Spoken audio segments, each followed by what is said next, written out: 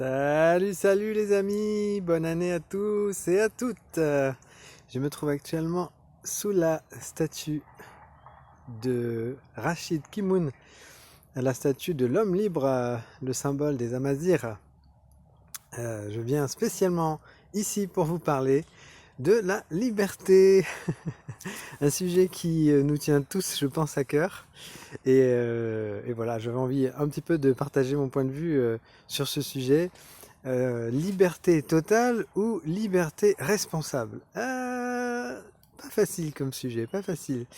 Alors, c'est pas une vidéo qui consiste à convertir ou à vous faire voir une vision et à y adhérer, mais plutôt à partager une vision.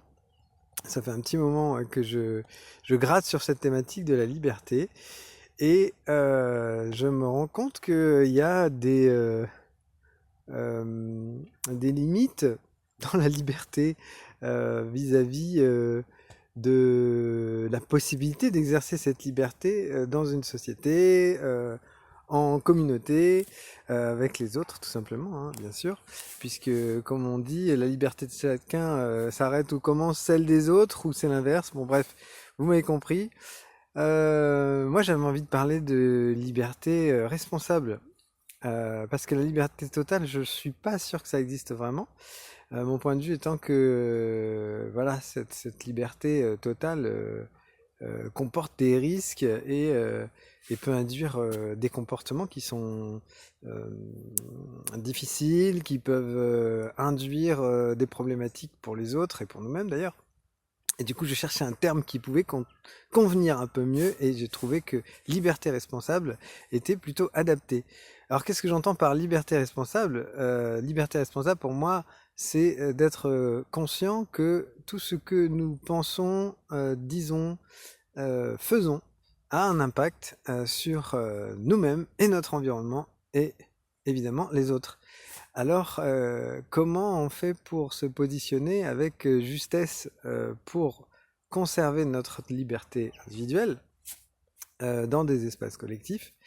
Et voilà, le terme qui me venait et ce qui me semblait le plus adapté, c'est la liberté responsable. J'entends par la liberté responsable, c'est que, ayant conscience que ce que j'émets dans le monde va avoir une influence, je ne peux pas forcément savoir toutes les influences que ça va avoir.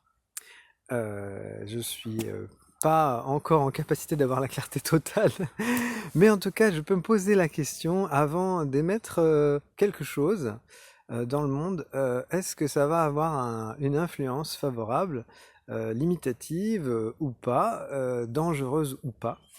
Et me positionner du coup en mon corps, mon âme et ma conscience en émettant ce que j'aimerais émettre dans le monde. Voilà, je pense que ça peut aider d'avoir la conscience de ce pouvoir, parce que finalement, émettre quelque chose, c'est un pouvoir. Et avoir conscience que ça va avoir une influence et faire des choix qui vont être éclairés avant d'émettre quelque chose, avant de faire quelque chose, avant de dire quelque chose. J'ai un peu l'impression que c'est peser le poids de ce que nous pouvons émettre, de ce que je peux émettre.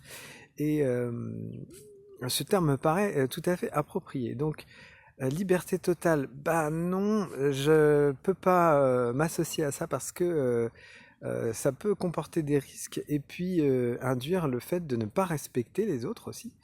Liberté responsable, oui, j'ai envie d'embrasser ce terme et de pouvoir en parler avec d'autres, parce que je sens que là, il y a quelque chose qui est assez sage et qui peut nous permettre d'avoir cet espace relationnel qui est assez confortable, agréable, de savoir que nous considérons, je considère ce que je vais émettre et je considère aussi ceux qui vont le recevoir. Voilà, liberté totale ou liberté responsable, à vous de choisir, à nous de choisir. Si vous avez envie de partager votre avis sur cette thématique, welcome. Et d'ici là, je vous souhaite de très très très très belles influences pour cette nouvelle année. Que notre liberté soit conviviale. Je vous embrasse. Salut, salut les amis!